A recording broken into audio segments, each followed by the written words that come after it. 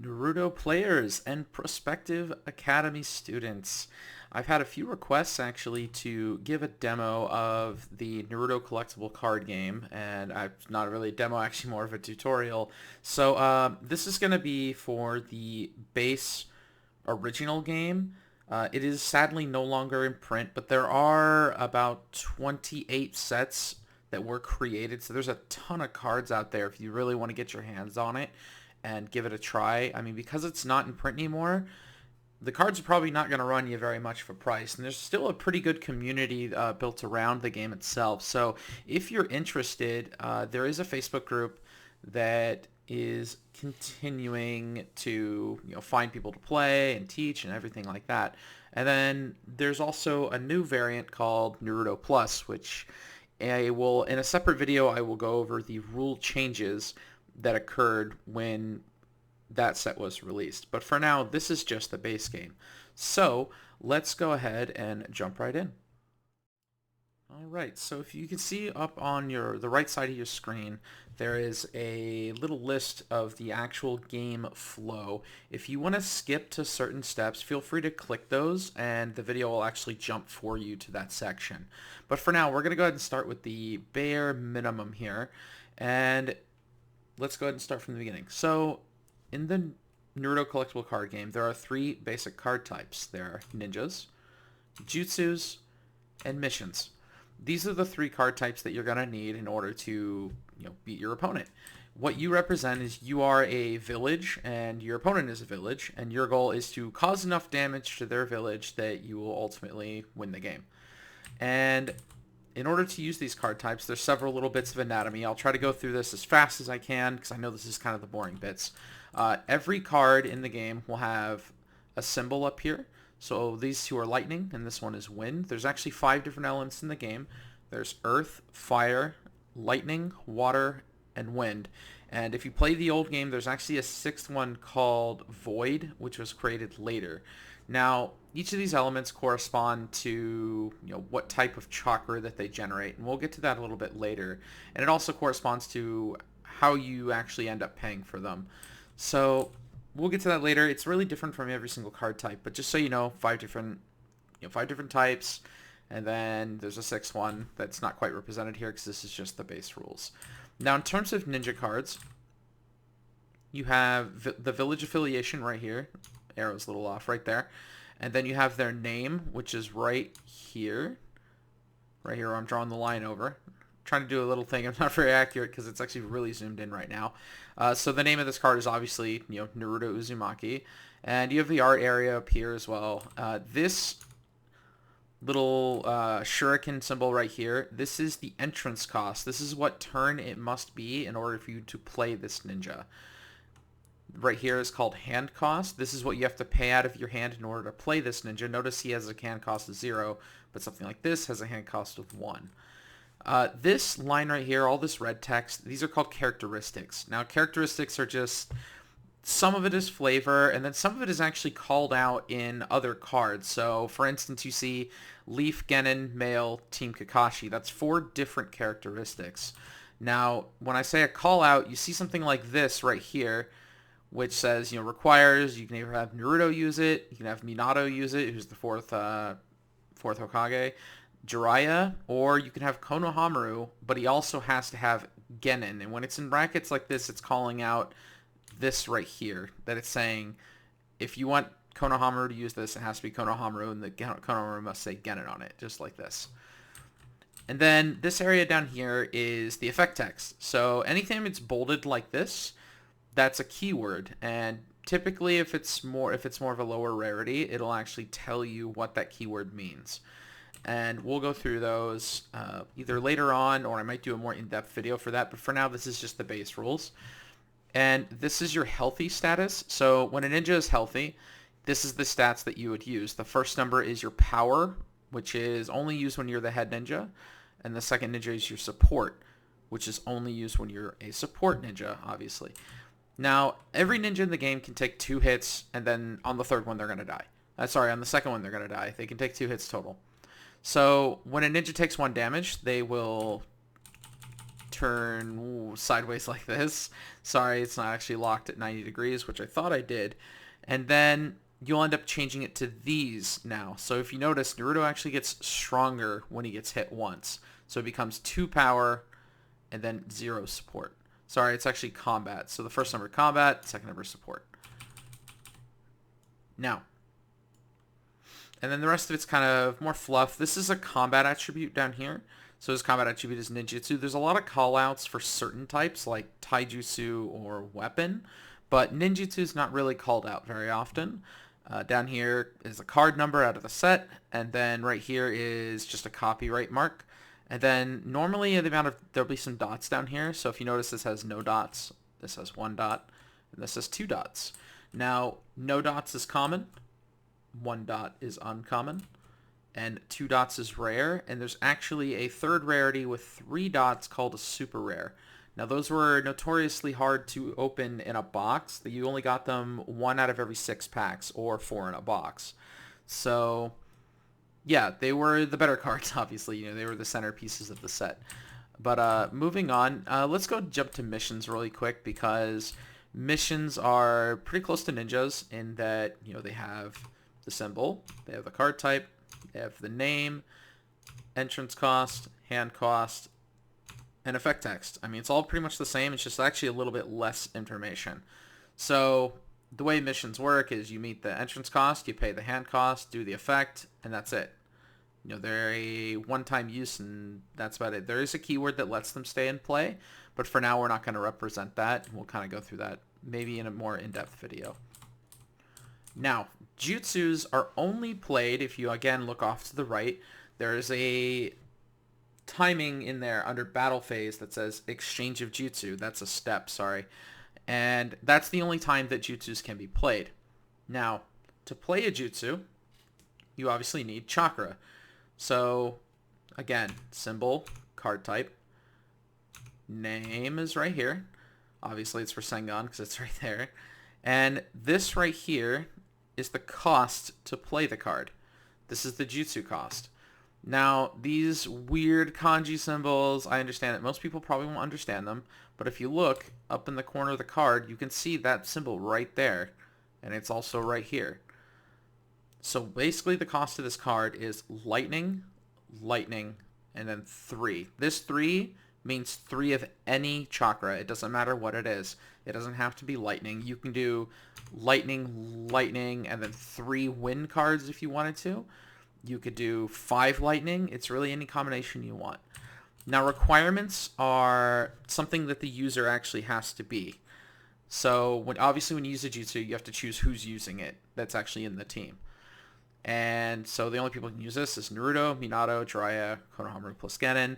And then you choose your target. In this case, this target is every opposing ninja. When it says that, it means every ninja that's opposing whoever used it. And then the effect when it resolves is give 1 damage to the target. So what it's going to do is it's going to take their entire opposing team, and it's going to turn them sideways like this. And if they're already turned sideways like this, they're going to die. They're just going to go like this and go into the discard pile. So that's the basic anatomy of all the cards. It's a little complicated. It sounds a little complicated for now, but it really all comes together, and you'll really see as we move on. Deck building, and also things you need. So for deck building, the deck size is 50 cards. It was originally 40, and it was bumped up to 50. You can have up to 3 copies of the same named card in your deck. So these 3 have the same name. Obviously, they're the same picture, so it's Naruto Uzumaki. So I could have all 3 of these in my deck. And then there's this one over here that also says Naruto Uzumaki. I cannot have all 4 of these in my deck because they have the same name on the card. However, I could do something like this. If I wanted to, I could go 1 of him and then 2 of this one if I wanted to do that. Other things that you'll probably need a 10-sided die. That's what most people tend to use when they're keeping track of their turn. Most of the time, ninja costs won't go past 10. That's why 10-sided dies are the ideal for the game. And also, you're going to need some counters, for +1/+1s or things, weird things like that. All right, let's get into the meat and potatoes of the game. We're going to go into the actual turn flow right here, which again you will see off on the side of the screen. And reminding again that if you need to skip to a phase, feel free to click it and it'll skip to whatever relevant timing is for that. Now, we're going to start at the very beginning of the game. So in order to set up, you have your turn marker set to 0. You'll have your deck right here. And each player is going to draw 6 cards. So 1, 2, 3, 4, 5. I ran out of room. Oh well. Now, so if you, let's say you don't like your 6 cards, you can actually take all 6 and you can put them together and you put them on top of your deck, and then you can shuffle it a couple times, and then you would end up drawing 1, 2, 3, 4, and then 5. And then you can do that one more time where you would go down to 4 cards, and then that's it. No more after that. So once both players have actually kept their hand and they're happy and they don't want to, change anything, then the turn starts. So in order, usually most people, to find out who goes first, they'll roll a die. In this case, we'll just go first because I'm the only person playing. So again, it's set to 0. So the first thing you want to do, we're going to go to the start phase. And the first thing you do is you draw a card. However, if you are the player going first, like it's your first turn ever in the game, you do not draw a card. That's the price of going first and being able to actually play things first. Now you move to the big phase, the mission phase. In the game, this is where you're going to be spending most of your time. And there's a lot of things you can do here. You don't have to do them in any particular order. So that list that's over here that you can see, all of that, deploy a ninja, use a mission card, charging Chakra, deploying a client, that is all in any order you want. And you can do them whenever you want, in any order, multiple times, whichever. Obviously, depending on rules, it really depends on the multiple times part. But, so let's go through each of the steps here. So, deploying a ninja, first, you want to look at your hand. So right now we've got 2 Jutsus, a mission, and 3 ninjas. So if I wanted to deploy a ninja, I need to first notice that I'm on turn 0. What that means is the only ninjas that I can play, they must be on entrance cost 0. Remember, the entrance cost is the kunai shape that's to the right of the name. So this 10/10 card has an entrance cost of 0. This one has 1. And Jutsu has 3. So the only thing I can play this turn is this 10/10. You are only allowed to deploy 1 ninja per turn unless something otherwise states. And that's the golden rule with any game, is that if a card lets you play 2, then you get to play 2. Now there's a big difference between putting in play a ninja and deploying a ninja. Deploying a ninja commonly happens during the mission phase. If a card lets you put and play a ninja, like let's say you have a jutsu that summons Gamabunta or something, then that does not count against your deployment. That's just putting it into play. So to deploy a ninja, you pick one in your hand and you check its entrance cost, which is 0. And do you meet it? Yes.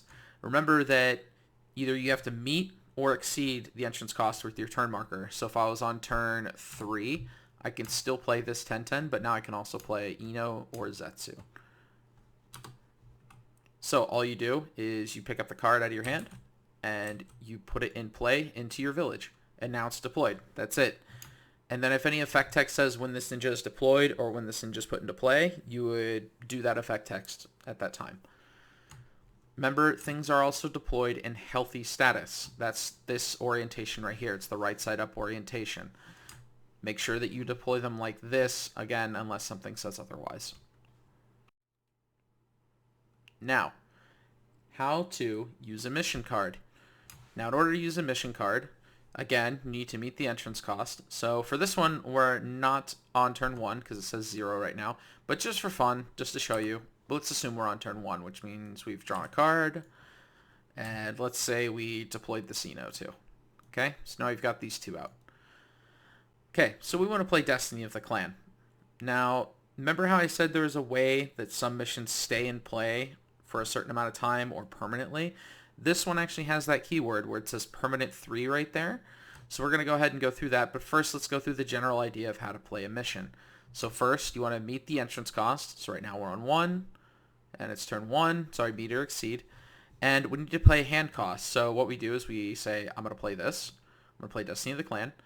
And the way you pay hand cost is you have to pay with a card out of your hand that has a same symbol as the up here in the corner. So this one has an earth symbol up there. So we need to take one of the earth cards out of our hand and we need to move it to our chakra area. So let's say we want to keep the ninjas, so because ninjas are very important, but we don't actually have a Neji in our hand, so we're going to get rid of this. So these cards are in our hand still. And the way you do chakra, most of the time for most people, they will put it in the back like this and they'll turn it sideways like that. And so now this card is now in our chakra area. And then what you do is you do the effect here. Let's say it doesn't say permanent and it doesn't say permanent 3 on it. If it doesn't say any other of those, like, the one morning we saw earlier, then you would take your mission and you would also resolve its effect and then move it to your chakra area just like this. Now, in regards to Destiny of the Clan, this card actually does say permanent and 3.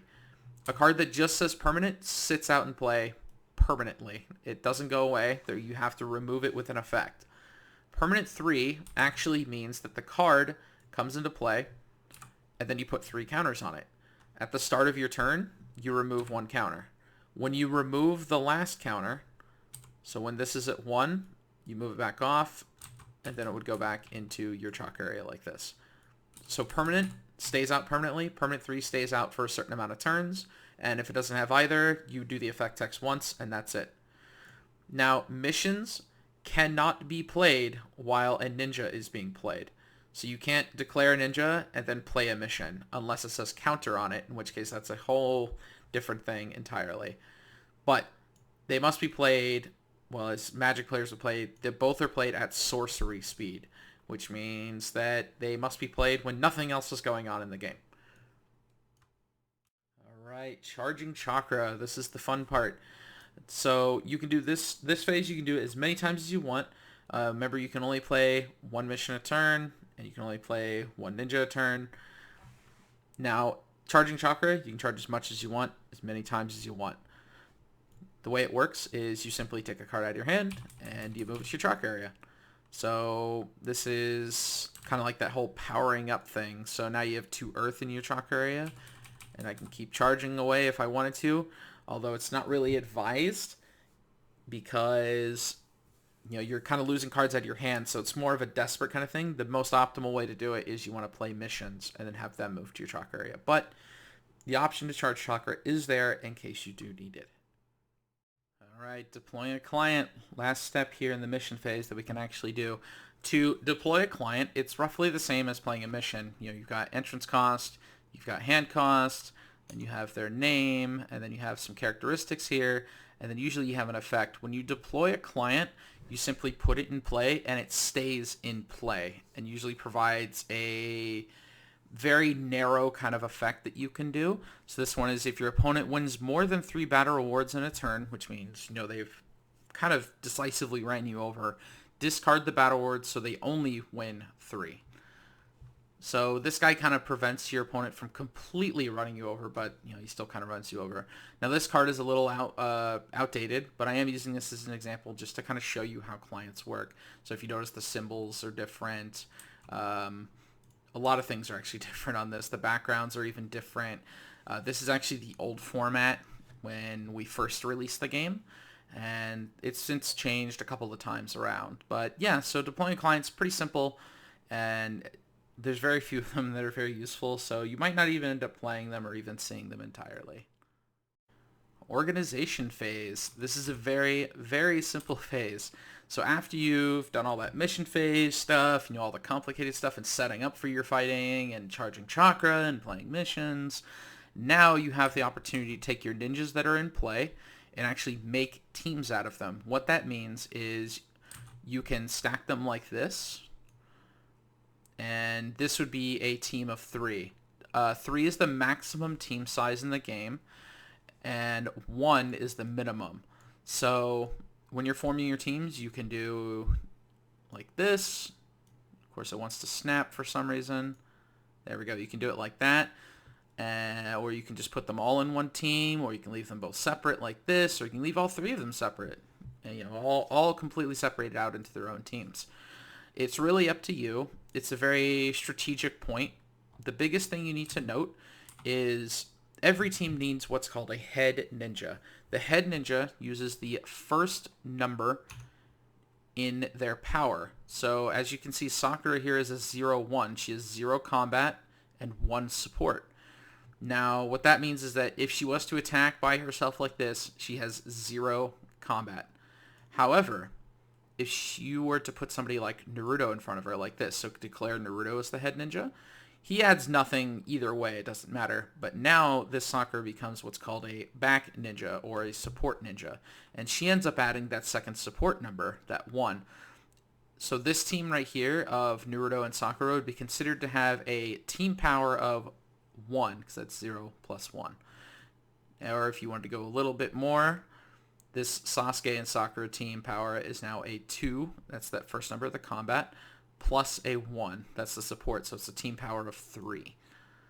Either way, it's really your decision on how to do it. You can, keep them all separate like this, or you can put them all together. It really depends on what you want to do for your turn. Okay, now we're going to move right into the battle phase. So the very first step of the battle phase is that the attacker can send out his attacking teams. Now, we formed our teams. I kind of added a couple more. Let's say we put all 3 of these guys together. That's Naruto, Sasuke, and Sakura. So that's only a team power of 1. Sadly, because Sasuke has no support, so that's how it is. I also added Kakashi here just for an example, but right now the attacker is going to choose which teams he wants to send out to attack. So you can send up to 3 teams to attack. So you can send both of these if you wanted to. You can send just Kakashi if you wanted to.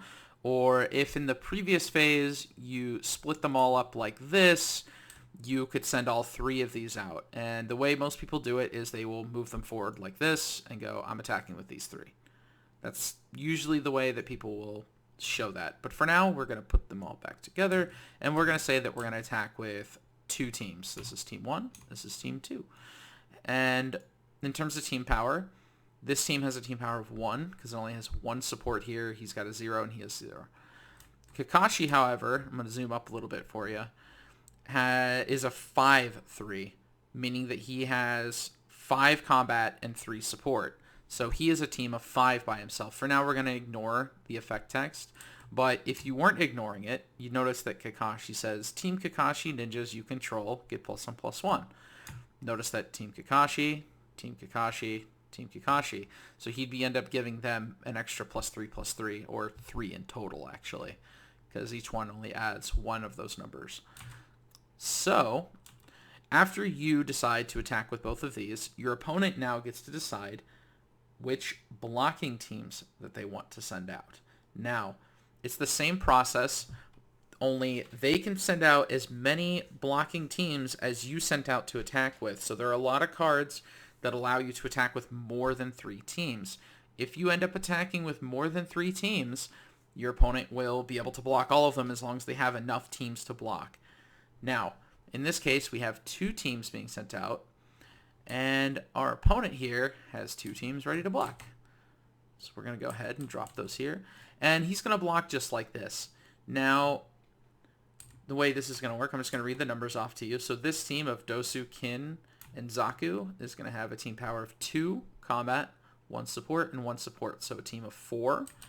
And Zabuza has a 6 combat. He is huge when he's in the front of the group. So, your opponent's going to declare blockers like this. Now, you're kind of losing pretty bad here. In fact, if it doesn't go your way, like let's say that you attacked with Naruto by himself like this, and your opponent decided to block Zabuza here like this. Let's actually say that this is what's going to happen. I only want one of you. There we go. Sometimes it doesn't want to work with me. So let's say this is what happens. Now, if we moved on all the way to the showdown, this wouldn't be a bad idea. I mean, this means he's not getting blocked. He's going to deal damage to the village and everything like that. But that's something we'll go through in the next step. So we'll go ahead and rebuild this. Okay, so here's your teams. Right now, Kakashi is losing from a 5 to a 6. And your team over here, your team 7, is actually losing as well, with a team power of 1 to a 4. Now, you can let this go, but we also have the next step, which is the exchange of Jutsu. This is where you're going to start using your Chakra, which we're going to go ahead and move up right here. And you're going to use that to play Jutsus, like this Rasengan I happen to have in my hand.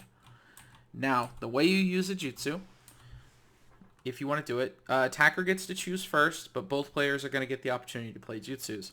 So let's say I'm the attacker, because obviously I attack with both of my teams, and I want to play this Rasengan in my hand. Now remember, the cost of this Rasengan is Lightning, Lightning 3. It's above the yellow line right there in the middle, kind of to the left of the hand. Now, in order to play this, I need to play 5 total. 1 Lightning, and 3 of anything. So that anything can be anything. It doesn't have to be 3 wind. It can be wind, lightning, and then earth. It doesn't matter what it is. So if I want to play this, I say, okay, I'm going to play Rasengan. And I need to pick a user, but this one has a requirement, or that it requires specific people to use it. So right here, it says requires Naruto Uzumaki. So this one, this Rasengan in particular, in terms of my board, can only be used by my Naruto. So I'll say, okay, Naruto's going to use it.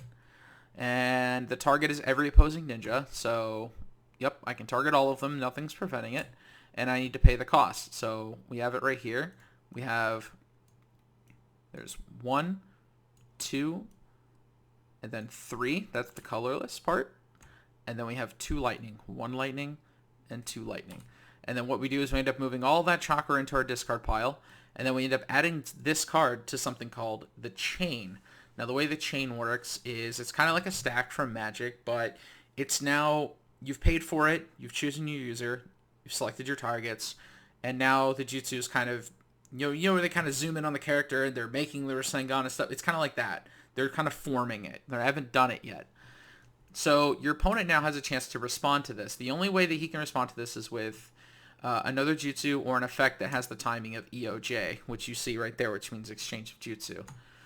Now, if let's say he had his own Jutsu and it's not Rasengan, let's just say it's something else. We'll flip it upside down just to say. And he wanted to respond with it. So it's the same process. If he responded to it, he would put it, most of the time people do it, they put it like this. And he would pay for it, and he'd choose a user, and he'd add the Jutsu on the chain like this. Now, the way the chain resolves is once both players are done playing Jutsus and using effects and everything like that, the whole chain is going to resolve.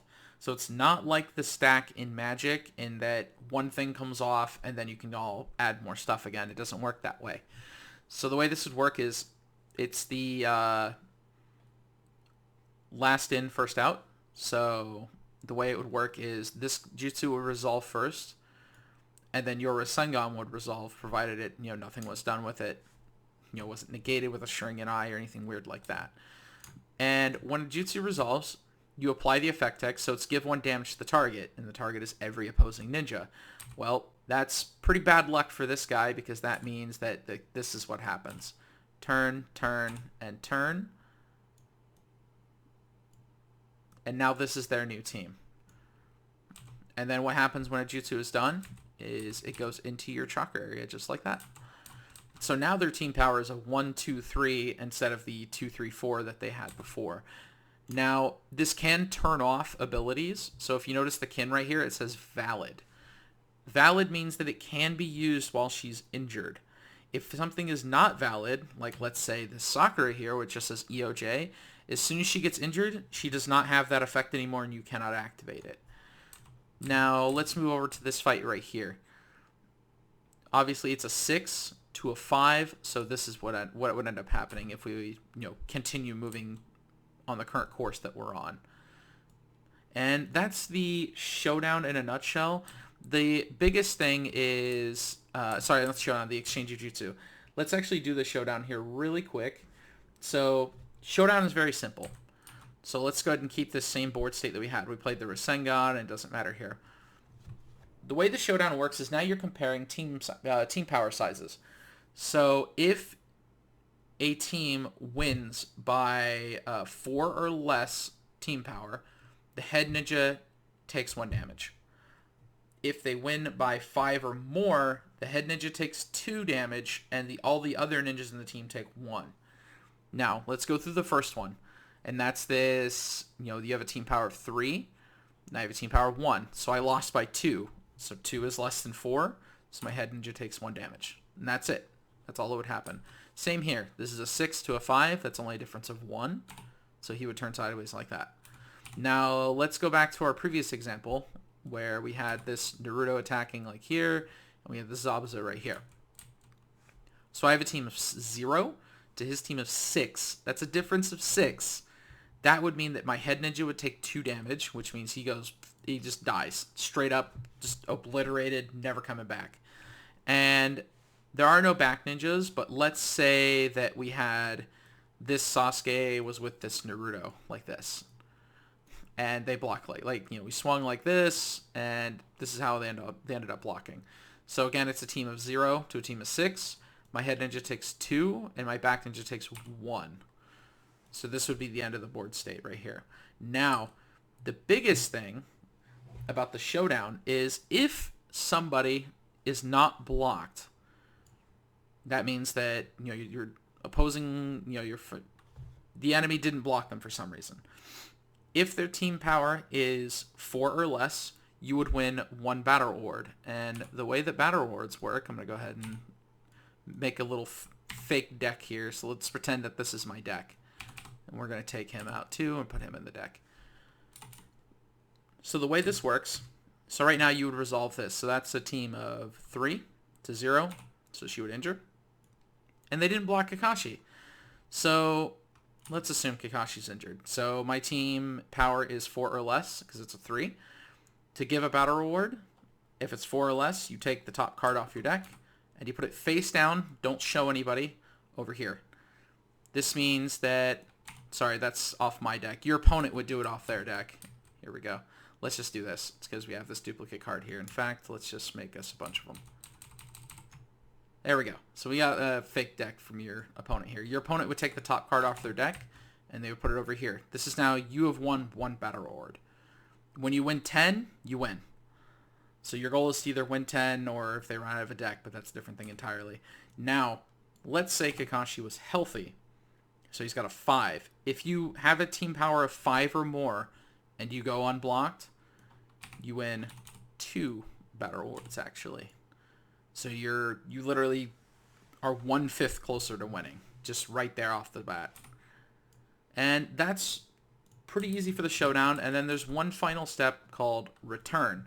The way return works is if they're in a team, they go back to the village and the team.